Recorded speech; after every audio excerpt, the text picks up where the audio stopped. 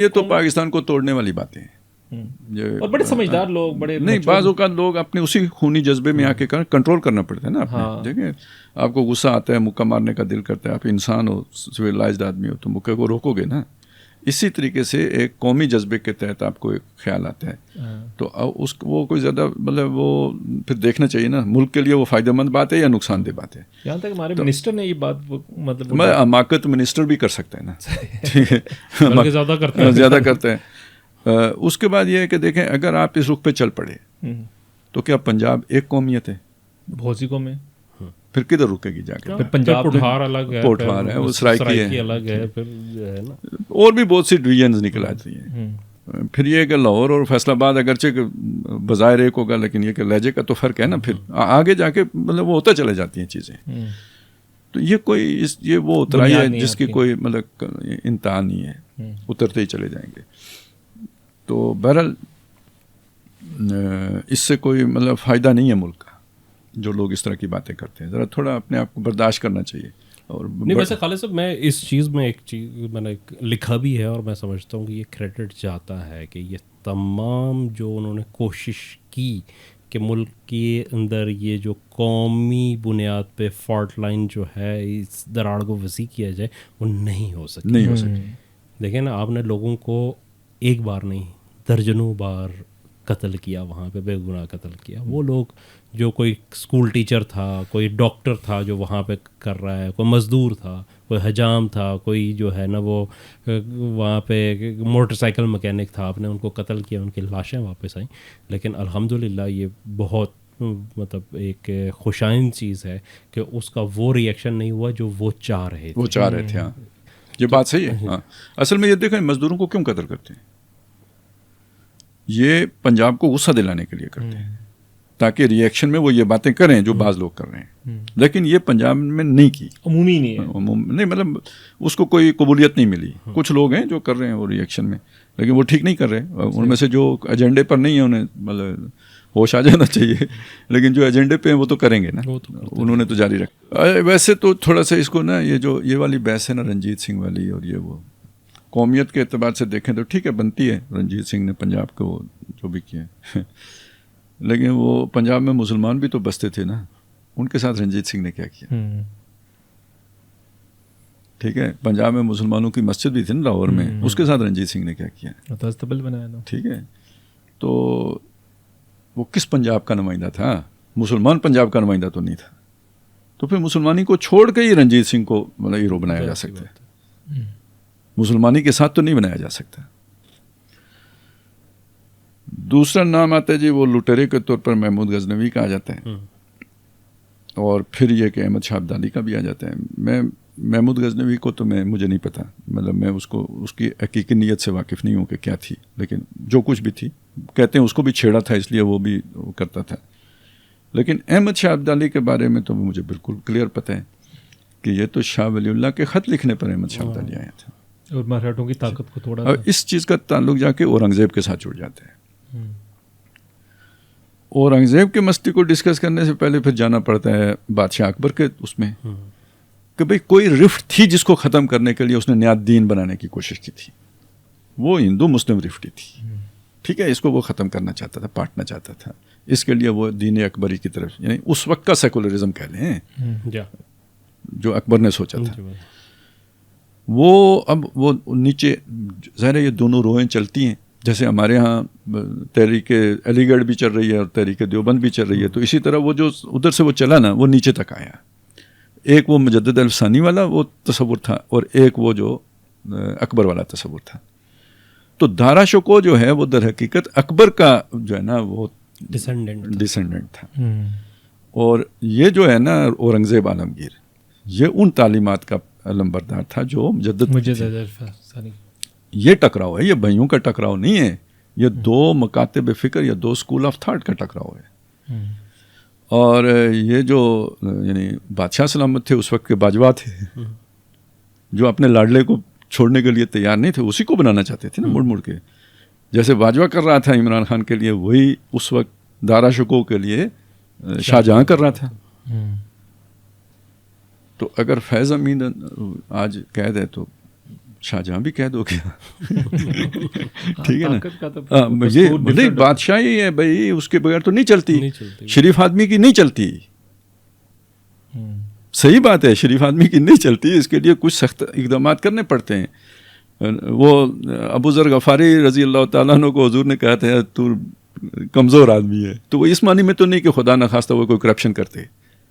یہی نرم دلی تھی نا, یہ آپ اس کے لیے تھوڑی مطلب مضبوط اعصاب بھی درکار ہوتے ہیں. تو یہ جو ایک وہ چیز رہی. اب جب اورنگزیب بن گیا, 50 سال حکمران رہا ہے نا اورنگزیب, اور گھوڑے کی پیٹھ پر ہی حکمرانی کی. اس نے تو کوئی یہ شہزادیاں یہ جو کچھ عام طور پہ محلات میں ہوتا ہے وہ تو کچھ بھی نہیں تھا اورنگزیب کا. ساری زندگی سپہ سالاری کی. تو کس نے اسے گھوڑے کی پیٹھ پہ رکھا؟ ہندو ریزسٹنس موومنٹ نے رکھا. وہ کوئی چھوٹی سی موومنٹ تو نہیں تھی. اس نے وہ دبا کے رکھی. اس کے بعد وہ مغل اس کا مقابلہ نہیں کر سکے. آہستہ آہستہ آہستہ آہستہ وہ بالکل ہی ختم ہونے کے قریب آ گئے تھے. وہ جڑ پکڑ گئی تھی.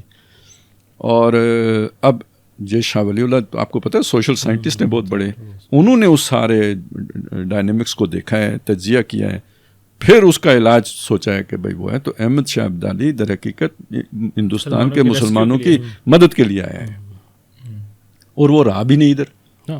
وہ کر کے حملہ ان کی طاقت توڑ کے واپس چلا گیا. اس نے کوئی ادھر بیٹھا تو نہیں ہے. یہ فیکٹس ٹھیک ہونے چاہیے نا, کم از کم کوئی دوسرا مانے نہ مانے, ہمیں تو معلوم ہونا چاہیے کہ اصل حقیقت یہ ہے. اب وہ اس وقت وہ کمر ٹوٹ گئی. بعد میں انگریز آ گیا. انگریز کے آنے سے ہندوؤں کو تھوڑا سا تسلی ہو گئی, مسلمانوں کا اقتدار ختم ہو گیا. وہ چیز چلتی رہی. اب جب انگریز جانے لگا تو ہندو کا جو فیس تھا نا اس وقت, وہ سیکولر فیس تھا. لیکن جو انڈر کرنٹ میں چیز موجود تھی وہ والی تحریک ابھی بھی موجود تھی, جس کو عام مسلمان جانتا تھا. علماء نہیں جانتے تھے کیونکہ وہ عام لوگوں میں رہتے نہیں تھے. لہٰذا وہ گاندھی کے چہرے سے دھوکہ کھا گئے. عام مسلمان نے مطلب قائد اعظم تو بعد میں آئے نا, مسلم لیگ کی طرف عام مسلمان کیوں راغب ہوا تھا؟ اسی وجہ سے کہ وہ ہندو کے اس جو بھی جذبات تھے ان سے واقف تھا, اس نفرت سے واقف تھا جو ہندوؤں میں تھی. اچھا, یہ شروع میں یہ جو کانگریس جو سیاسی چہرہ تھا نا ہندوؤں کا, اس میں یہ دونوں کرنٹس ساتھ ساتھ چلتے رہے, سیکولر کرنٹ بھی اور یہ والا جو انتہا پسندانہ جو جذبات ہیں. شروع میں شاید وہ جو نہرو تھا اور وہ جو دوسرا کیا نام تھا پٹیل, یہ دو شخصیات تھیں. ایک ذرا تھوڑا انتہا پسند تھا, پٹیل زیادہ انتہا پسند تھا. پھر رفتہ رفتہ جا کے بعد میں یہ کانگریس سے علیحدہ ہو کے بی جے پی بنا کے, جبکہ راشٹریہ سیوک سنگھ تو علیحدہ چل رہا تھا, وہ تھرو آؤٹ چلتا رہا. 1922-23 میں شاید یہ بنا ہے, 27 میں. ہاں, تب سے وہ تحریک چل رہی ہے ان کی. ظاہر ہے وہ تحریک بنی ہے تو کوئی پہلے سے را مٹیریل تھا نا جس پہ بنی, وہ گراؤنڈ ہے جو میں نے آپ کو بتایا. یہ مراٹھا تحریک ہے, پرانی وہی مراٹھا تحریک ہے. تو اب یہاں سے جب یہ راشٹریہ سیوک سنگھ نے ایک سیاسی فیس کی صورت اختیار کی تو وہ بی جے پی ہے. اب کانگریس کدھر گئی ہے؟ تو گویا عام مسلمان جس ہندو سے واقف تھا آج جا کر اس ہندو کی حکومت ہے, اور وہ کیا کر رہا ہے. یہ تھا وہ خوف جس نے پاکستان بنوایا تھا. جنہیں یہ نہیں سمجھ آئی وہ آج اسے بھگت رہے ہیں, دیکھ رہے ہیں, آنکھوں سے دیکھ رہے ہیں, اب سمجھ آ رہی ہے. اور آج جنہیں اس وقت سمجھ آئی تھی انہیں آج نہیں آ رہی ہے, کیونکہ بیچ میں 78 سال گزر گئے.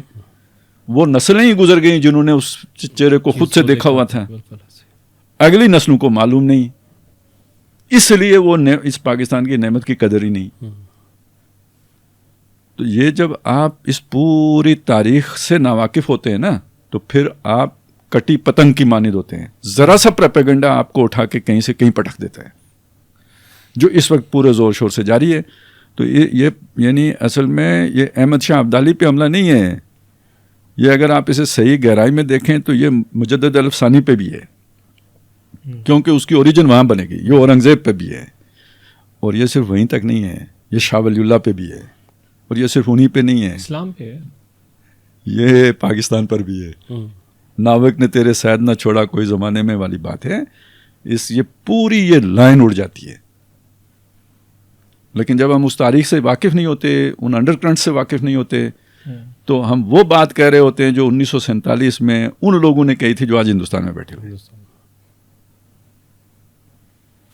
تو اس لیے یہ ساری چیزیں درست رکھیں گے نا, پھر یہ ٹھیک ہے, ہم مانتے ہیں بھائی بہت پاکستان میں زیادتیاں بھی ہوئی ہیں, اسٹیبلشمنٹ نے بھی کی ہیں, ظلم کیے ہیں, لیکن مسئلہ یہ ہے, یہ چھت ہے, ٹپکتی ہے, ہمارے اوپر ٹپکتی ہے, لیکن اسے ہم گرا دیں گے کیونکہ اس کے اوپر جو ہے نا وہ جو ہے نا اسٹیبلشمنٹ شادیاں بجاتی ہے, تو اس کے بعد کوئی اور شادیاں بجانا آ جائے گا نا, ہمارے اوپر گرے گی, وہ سائڈ پہ ہو جائیں گے. اور کل اگر کوئی نیا سیٹ اپ بنتا ہے نا بیرونی, ان کو پھر نوکریاں مل جائیں گی,